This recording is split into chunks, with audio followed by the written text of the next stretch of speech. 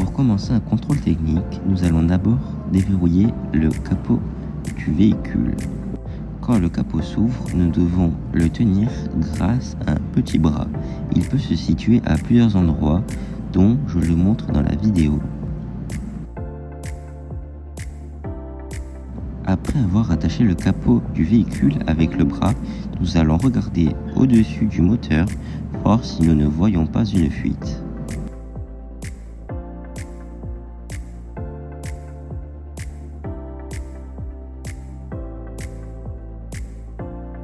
Après avoir regardé s'il y avait une fuite au-dessus du moteur, nous allons regarder les liquides. Premièrement, nous allons regarder le liquide de refroidissement. Le liquide de refroidissement est symbolisé avec un triangle et un point d'exclamation.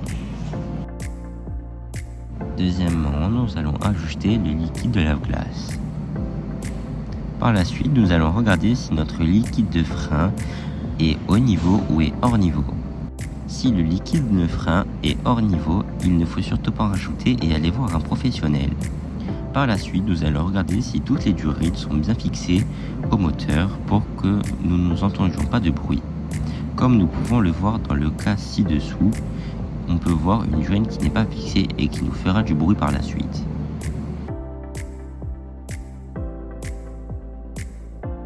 Après avoir regardé que tous les couvercles et toutes les durites soient bien fixées, nous allons regarder s'il n'y a pas de fissure au niveau du pare-brise avant du véhicule. Pour vérifier le pare-brise du véhicule, nous allons regarder d'abord à l'extérieur et par la suite nous allons regarder à l'intérieur du véhicule, voir si nous ne voyons pas une fissure.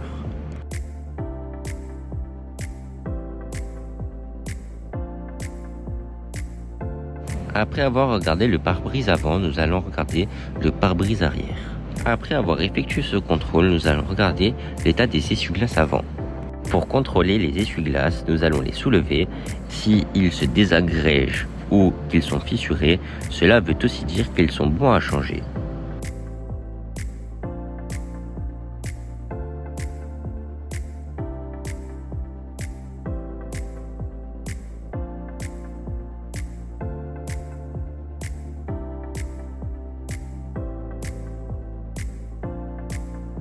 Après avoir contrôlé les essuie-glaces avant et arrière, nous allons les essayer.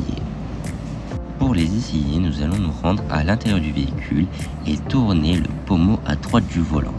Comme nous pouvons le constater, les essuie-glaces ne fonctionnent ni à l'avant ni à l'arrière. On va voir s'il n'y a pas de craquelures, s'ils ne sont pas périmés, s'ils sont bien conformes.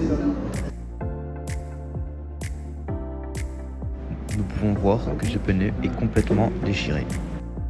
Par la suite, nous allons gonfler les pneus. Pour savoir quelle pression nous devons mettre dans le pneu, nous allons vous montrer les différents endroits où peuvent être écrits la pression de pneu.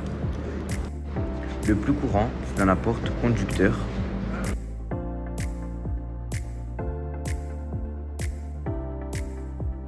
Mais ça peut être aussi dans la trappe à essence. Après avoir regardé combien il fallait mettre de pression dans le pneu, nous allons les gonfler. Donc là, nous faisons le pneu avant. La pression sur le pneu avant et arrière ne sont pas les mêmes.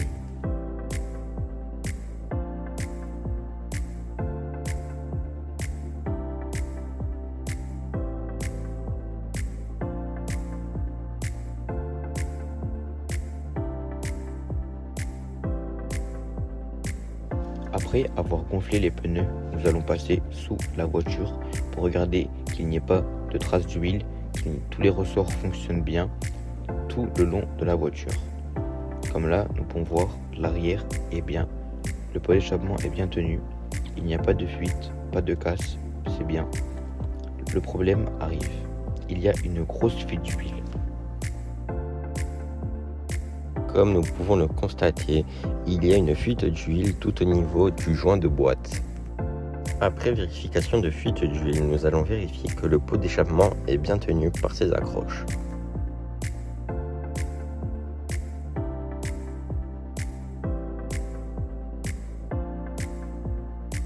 Après avoir contrôlé le dessous du véhicule, nous allons contrôler tout l'intérieur du véhicule. nous allons vérifier que toutes les ceintures fonctionnent bien, qu'elles se clipsent bien et que la tirette fonctionne bien.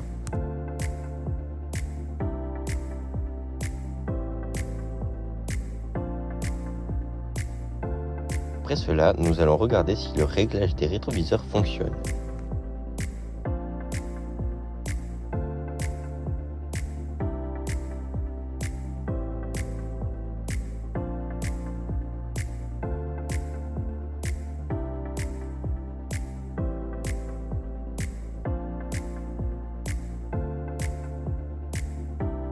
Nous pouvons constater que le rétroviseur droit fonctionne correctement et que le rétroviseur gauche ne fonctionne pas.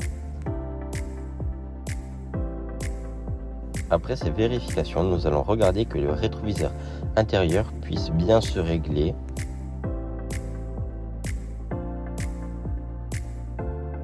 Après cela, nous allons regarder s'il n'y a pas de voyant moteur ou d'autres voyants. Comme nous pouvons le constater, il n'y a aucun voyant. Après cela, nous allons regarder que les 4 portes aient un bon battement. Après cela, nous allons regarder l'éclairage arrière. Nous pouvons voir que le clignotant droit fonctionne alors que le clignotant gauche ne fonctionne pas. Les feux stop fonctionnent. La marche arrière fonctionne également. Les feux de plaque, eux, ne fonctionnent pas. Et les feux de brouillard, eux non plus, ne fonctionnent pas.